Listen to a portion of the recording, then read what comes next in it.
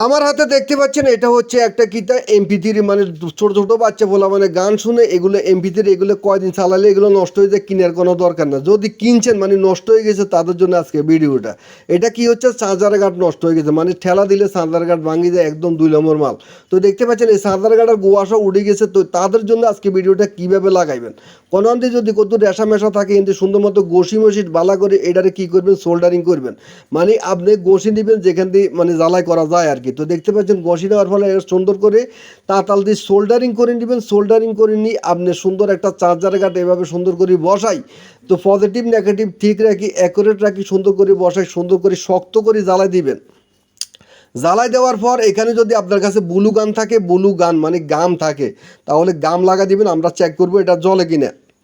তো দেখতে পাচ্ছেন বন্ধুরা, চার্জ দেওয়ার পর লাল ইন্ডিকেটার জ্বলছে, মানে আপনার লাগানি কমপ্লিট। এখন যদি চলে তাহলে এখানে সবুজ একটা ইন্ডিকেটার হবে। তো দেখতে পাচ্ছেন সবুজ আর লালে কিন্তু মিশ্রণ হয়ে গেছে, এবং পিটিং পাটিং করে দেখবেন এটা চার্জ হয় কিনা। তো দেখতে পাচ্ছেন এটা কিন্তু এই যে চার্জ হচ্ছে।